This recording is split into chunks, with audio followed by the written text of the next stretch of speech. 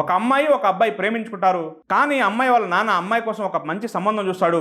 ఆ పెళ్లి ఫిక్స్ అయిపోతుంది. అమ్మాయి పెళ్లి కంటే ఒక 5 రోజుల ముందు తన బాయ్ ఫ్రెండ్ని కలవడానికి వెళ్తుంది. వెళ్ళి తన బాయ్ ఫ్రెండ్తో అంటుంది, నువ్వు నన్ను క్షమించు, నీకు ఇచ్చిన మాట నిలబెట్టుకోలేకపోతున్నాను. మా నాన్న నాకు ఒక సంబంధం చూశాడు, 5 రోజులు నా పెళ్లి అని అంటుంది.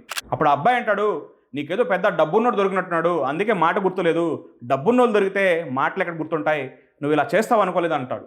అప్పుడు అమ్మాయి అంటుంది, డబ్బున్నోడా పేదవాడని కాదు, ఒక అమ్మాయి ముందు తన కన్న తండ్రి కన్నీళ్లు పెడితే ఆ కన్నీళ్ళ ముందు ఎదుటివారికి ఇచ్చిన మాటలు గుర్తురావు అని అంటుంది. ఆ అమ్మాయి కన్నీళ్లతో వెళ్తూ వెళ్తూ ఆ అబ్బాయితో అంటుంది, నీకోసం చివరిగా దేవుడితో ఏమైనా ప్రార్థించాలా, నీకేమైనా కోరుకుంటే చెప్పు, నేను దేవునితో ప్రార్థిస్తా అంటుంది. దానికి అబ్బాయి నవ్వుతూ ఇలా అంటాడు, సరే నువ్వు నా కోసం దేవునితో ఒక ప్రార్థన చెయ్యి, నీలాంటి ఒక అమ్మాయి పుట్టాలని చెప్పి నా కోసం ప్రార్థన చెయ్యి. ఈరోజు నువ్వు నీ తండ్రి గౌరవాన్ని కాపాడావు, నీలాంటి అమ్మాయి నాకు పుట్టాలని చెప్పి ప్రార్థన చేయి అంటాడు. ప్రతి అమ్మాయి ఇలా ఆలోచిస్తే ఏ తండ్రి కూడా ఆత్మహత్య చేసుకోవాల్సిన అవసరం ఉండదు. ఒక తండ్రి యొక్క గౌరవం తన కూతురి యొక్క ప్రవర్తన మీద ఆధారపడి ఉంటుంది. ప్రస్తుతం చాలామంది అమ్మాయిలు ముక్కు మొహం తెలియని అబ్బాయి కోసం కష్టపడి పెంచిన తల్లిదండ్రులని వదిలేసి రోడ్డును పడేసి వారి యొక్క పొరుగు ఏం పట్టించుకోకుండా లేచి వెళ్ళిపోతున్నారు. ఆ బాధ తట్టుకోలేక చాలామంది తల్లిదండ్రులు ఆత్మహత్య చేసుకుని చనిపోతున్నారు. ముక్కు మొహం తెలియని పరాయి వ్యక్తితో వెళ్ళిపోయే ముందు ఒక్కసారి మీ తల్లిదండ్రుల గురించి ఆలోచించండి.